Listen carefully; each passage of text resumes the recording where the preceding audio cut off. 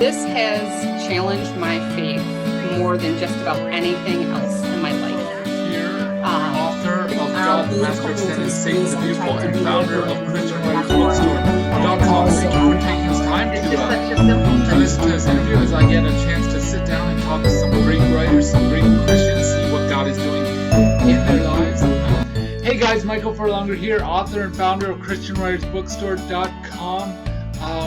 We're working on this new thing where I get to sit down, talk with some great Christian authors, see what they're doing. That's a light flickering. Good mood. Okay.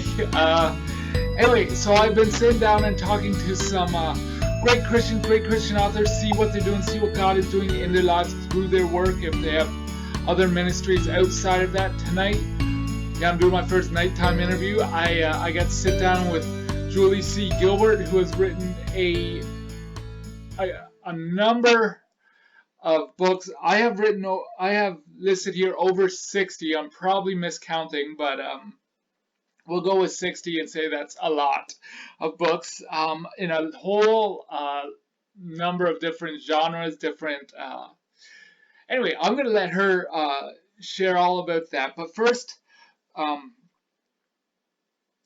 just going to ask her to share a bit about her upbringing and her faith. Anyway, so first off, Julie, how are you tonight? I'm good. Thank you for having me. Oh, you're very welcome. So if you could just maybe share a bit of your testimony and your background. Of course. I was adopted when I was a 1.5 years old. So I was raised in a Christian home in the United States, even though I was born in South Korea. It was a good upbringing. I got to go to a Christian school for most of my K-12 curriculum, and then I went to the College of New Jersey. I went to VBS, went to all the summer programs. So somewhere along the way, I got to know the Lord a little bit, and that's a never-ending journey. So it's always good. You mentioned in a private message that you said what is known as the sinner's prayer several times growing up, but it wasn't until you had this a deeper knowledge of God, of the Word of God. So can you share how this has affected your biblical view, your biblical worldview? Everybody has a worldview. The biblical worldview is shaped by a lot of the schooling that I had growing up, a lot of the things I took in as a child, observations I made over time. But the biblical worldview has just, at the core, it's your world. The way you look at people, the way you deal and interact with people is shaped by biblical principles. The idea that God is over all and we cannot earn our way to salvation, that it is solely through the grace of God in Christ alone, that everything we live and breathe by. This might be a little bit of an aside, but this has been a tough year for a lot of people, and I have some friends going through some very tough things. So in getting to pray for them, I've become more and more aware of just how dependent we are upon God's grace and God's love and provision for us every step of the way, including our physical health, our mental health, our spiritual growth. All is dependent upon God opening up those doors, giving us opportunities, and then giving us wisdom to take advantage of those opportunities. You actually I would call this book a bit of a prophetic book, as you were mentioning about the world of these days. Now, you wrote a prophetic book. I don't know if you meant it to be a prophetic book or not. It's a fiction book called short story called Innova, and you published it in May 2018. But I was reading the description behind it, and I thought this sounds very very present day, and so I'll share what makes me think of that is that in your book you have a married couple, I believe, and they they're churchgoers, but they are forced into a form of like a concentration camp, to re-educate themselves. So so can you share one on that book and other books mentioned, Spirits, Bane, and Kindred Spirits? Sure. Well, first we'll deal with Innova. Innova was just a short story. It's about a former actress and her husband, and the world they live in is supposedly the United States, but it's changed to the point where everything is so much about. I think this kind of stemmed out of the idea of politically correct things, that you can't. There is no truth. It's just everything's relative, but you can't speak truth because it's frowned upon. Saying that when she's in the re-education camp, she's in this group therapy essentially, and there's everything from a mother who was taken in because she ended up hitting her kid because he was going to touch the hot stove. Just that idea of somebody's about to hurt themselves, so you react and you're trying to save them from something, but the government says you can't do that because that's child abuse. So a lot of those ideas just stemmed out of kind of taking what you have now and then making it to the scary point, which is I think what dystopia does in general. I haven't done much dystopia. I had considered making that world a little bit bigger, and I may eventually.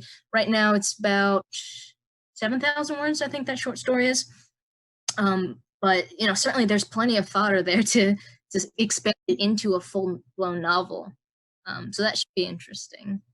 But switching gears to Spirits, Bane. Spirits, Bane is another one that I would categorize as fantasy because it's about guardian angels in training, but it's also got probably the most Christian worldview in it, in terms of these angels they're struggling with a lot of the things humanity struggles with, and humanity is, the idea was this kindred spirit pair, this special pair of angels, were just the first third of the book goes through trying to figure out, what kind of job do they want? Do they want to be a comforter? Do they want to be a protector?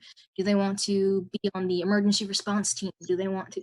So it goes through, each of these things that people could potentially need help with. So it deals with some heavy topics like, girl is abused as a child and wants to commit suicide. So Alistair is there trying to prevent her from committing suicide. And he's just having this conversation with a demon who's there just like egging her on. So, and there's some pretty deep stuff in there. But at the same time, I got to, play with the ideas of special powers and things like that. I mean, Kindred Spirit just picks up right up where, the first one leaves off. And are they connected? Like, are they one big trilogy, or are they separate series? I would say they could be read as a standalone, but they're much better together. Spirits, Bane, the events of that lead right up to the door of Kindred Spirits. There is a summary at the beginning of Kindred Spirits, so if you happen not to have read the first, you can at least know what happened in the first, but it's probably better as a duology in order. Spirits, Bane, then Kindred Spirits. Kindred Spirits, I mean, if you talk about it too much, it's probably a little bit of spoilers for what happened in Spirits, Bane, so I guess that's a good indication that you probably should read them in order. Also, again, I'm going to keep plugging these audiobooks. I always work very hard to hire fantastic narrators, and Ruben Corbett did an amazing job with that book. I'm going to make sure that when I get this up on the website and on YouTube and stuff, I'm gonna make a note of these two books in order, because yes, because that's the problem when I do these interviews, is that I don't want people to share too much detail about their book, but enough detail to keep to show an interest, right? So so if you guys are watching this, first it's Spirits, Bane, and then it's Kindred Spirits. yes, Okay. that's correct. Now I want to get into my fifth question as when it talks about all the help books that you do, including the audiobooks. But for the sake of my need to keep things in order, you also did an audio. I think most of them are audiobooks. It's kind of worship poem style books. Yeah. What is your main focus and desired audience? That mostly have been a Christian audience. There's probably, if you had to number them, like 90% of them are Christian inspirational poems, which a good number of them are songs as well. They're not set to music or anything. They're just, I over the summer recorded them a cappella in a recording studio in Michigan. So, but the target audience is probably just Christian people going about their lives. And I would actually venture to say people who don't necessarily love poetry, because I'm actually not a huge poetry fan. So all my poems, all my songs, they're very, very short. They're just little inspirational moments, essentially. They take anywhere from about 40 seconds to a minute and a half for the vast majority of them. So it's just a thought. I've had people use them as kind of a supplemental to a devotion. It's not a full devotion in the sense that there's no questions that go along with it, but each of the poems tends to reflect upon something either in the world or that was on my heart at the time when it was written, or I have a few that were written for friends who are struggling with various diseases, or just went through something, a loss in their life. There's probably an inspiration in the world to deal with. That's where most poetry comes from. But I would like to think that they're all more upbeat than, even if it's dealing with death, destruction. The fact that they're written in Christian worldview means that there's always hope there somewhere. Is there like perhaps an age group that you'd be like, I don't want my 5-year-old niece or nephew to listen to this or something? Any age could listen. I would say you would probably want kids to be 7, 8, 9 before they would start understanding a lot of them on a deeper level. But I became a Christian because I was exposed to stuff all throughout my life. So there's no set age you can say, at this age a kid understands, because every person's different. So even though in general, mostly, would probably want, 3rd grade, 4th grade, something like that, and above, if they were just going to read them on their own, I would say, as a family, it would probably be good, even a couple years younger than that would be applicable. But they're nonfiction, so I mean, there are illustrations with a lot of them, but it's not a picture book, so it's not like, with a 2 or 3-year-old, you would whip this book out and start reading them some poems. It's more of, I would say, teenager and above would be your best audience, because then you could have a dialogue, you could have a conversation with them about what they're reading and what they're thinking about what they're reading. Not just, pour in, but also try to draw out. Yeah, I think if I can just spin off topic, not really off topic, but I think I go to for the past decade or two, church has been very highly emphasis on prayer and always having something to say. And just in my own belief, I guess, reading testimonies, whether that's the book of Psalms or other prayers in the Bible, or whether that's going to be your listening and reading your book, or that's something else.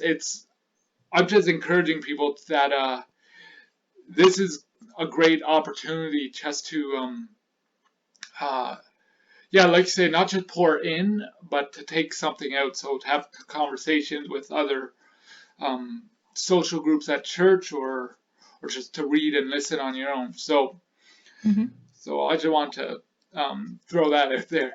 Anyway, so my fifth question is about, you did several 5-step series. One of them is on how to do audiobooks, which I didn't write down on my list. But anyway, okay, so I'm just going to read off 4 of them that I have listed. Is 5 Steps to Surviving Teaching, Tips to Conquer the First Year and Every Year, 5 Steps of School Success, plus tips to better communicate with teachers. And I'm sure every student needs this. That's your footnote at the bottom. So that's something else you'll want to look at, all you students out there. 5 Steps to Better Blurbs, crafting dynamic descriptions that sell, and 5 Steps to Surviving Chemistry, which we actually discussed before we started recording on my struggle with chemistry. So can you share on that and other 5 steps that I may have missed? The last 5 Steps book is 5 Steps to Better Audiobooks. They're all very niche. I mean, if you're in for surviving teaching, you may also want to read the student success book, but you're not necessarily going to snap up the book blurbs book unless you're a writer as well. The blurb book is mainly aimed at writers. Audiobook is also aimed at writers, not necessarily narrators, though I have had a few narrators read it and enjoy it and enjoy getting the perspective of a rights holder or RH. So yeah, the 5 Steps series is all very, very specific to topical. Chemistry, I'm a chemistry teacher. I was thinking of doing a biology one, but so if I ever do another one series, maybe there will be a bio one eventually, but for right now we're sticking with chem. Basically, I kind of wrote this for my students.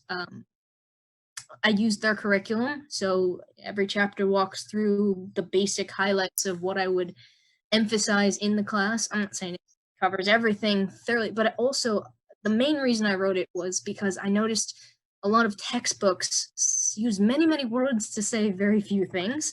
So I tried to condense, giant chapters down into what are the 4 core ideas in here. What's this topic? What can people get out of it? What do they need going into it? Stuff like that. Trying to just streamline stuff a little bit. And the school success book is mainly about communication.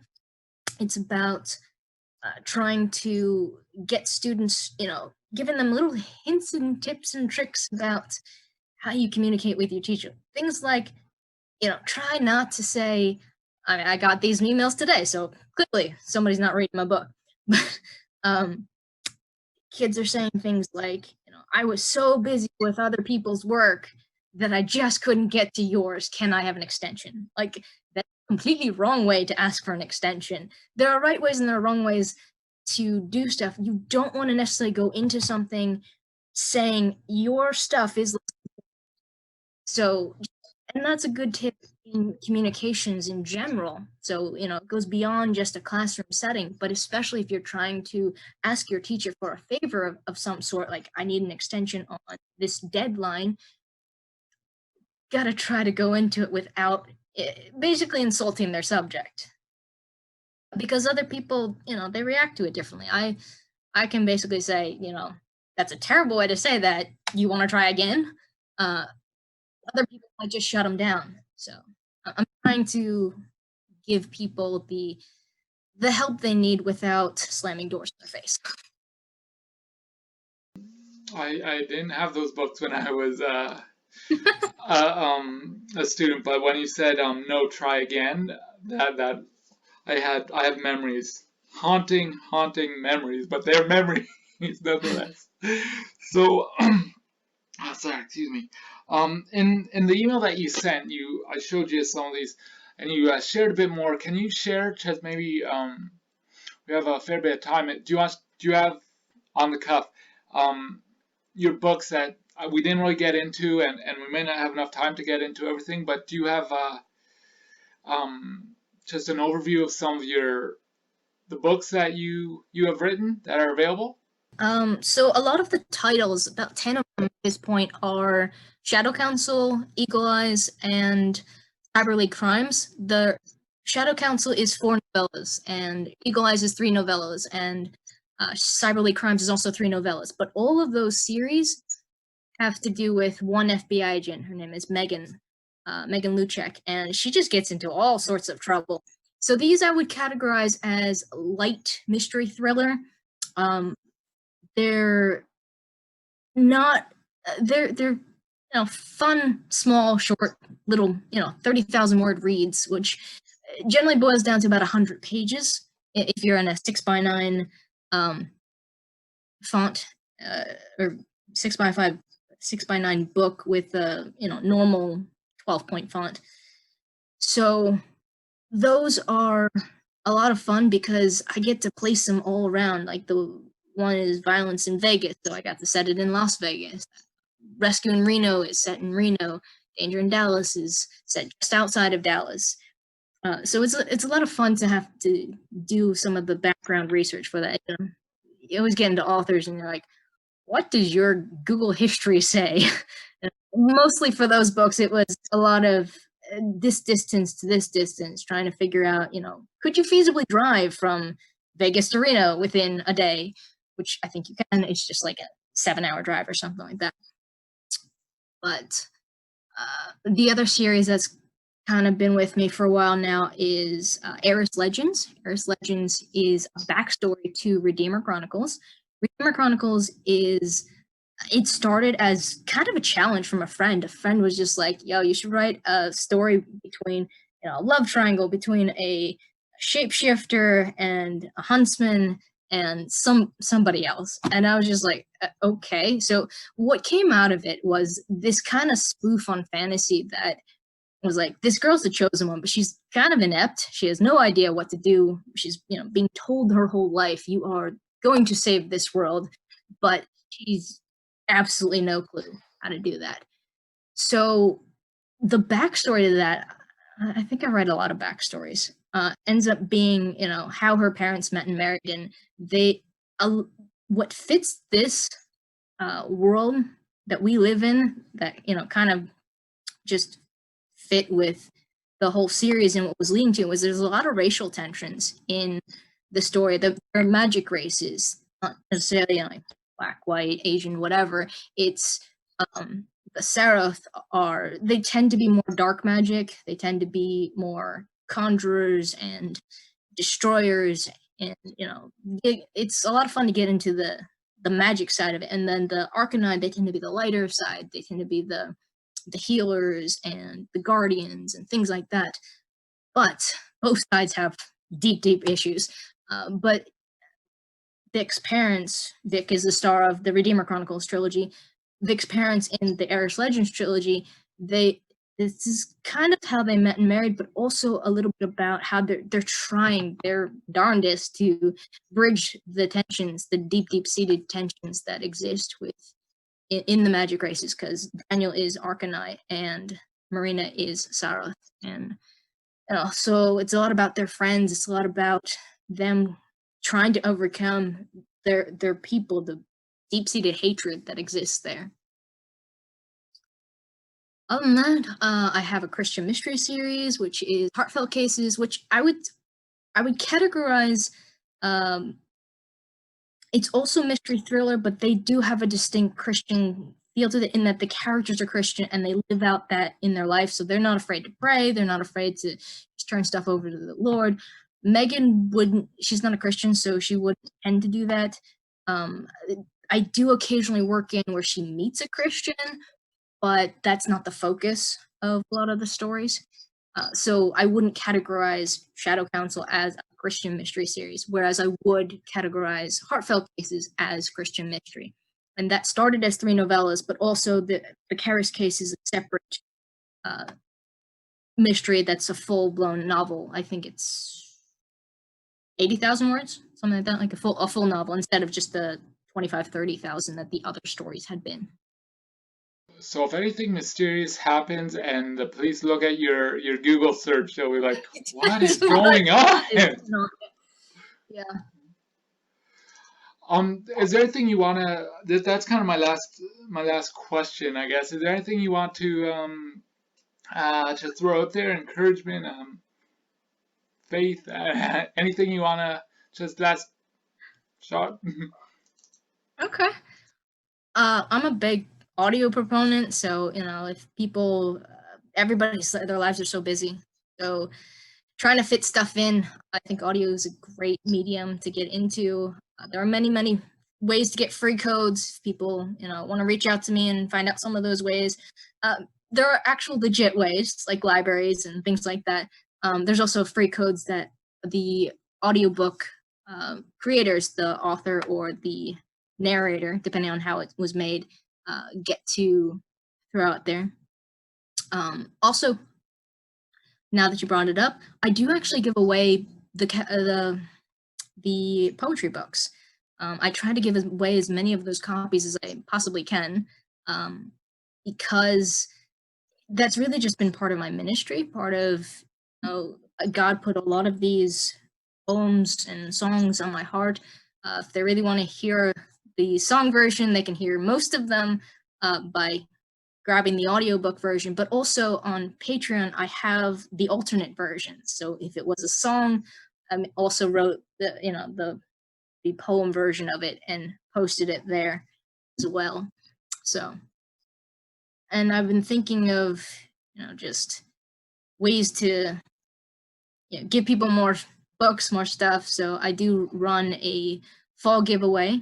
So people who get on my newsletter, the next one comes out the 22nd of October, and in there I'll probably be the first and last time I put in the link to the fall giveaway. I already sent it out once, but I'll send it out again. Basically, anybody who has ever wanted any of my books can sign up there and get a free paperback. At the minimum. There's also some other prizes like $10 gift cards. There's some random Star Wars stuff. There's some bookmarks, postcards. There's a lot of fun stuff in there. I was on Shutterfly for a while, so I came out with like mugs and stuff. So I occasionally put those away too. But back to the poetry books, I tend to give them away because they're there just to encourage people. I mean, I guess every story I have the luxury of not solely being an author. I'm also a teacher. I also have a day job, but that also gives me a lot of freedom. I mean, I am learning Amazon ads now so I can get better at the making money side, but not depending on that, not having that, you must sell this much or you don't eat next week. Not having that pressure gives me the freedom to give away a lot of stuff, to just be a blessing to people wherever they're at. You need an encouragement, cool, have a free book. But the poetry books are really there for just if you want to get to know me, that most of my heart is in those poems somewhere.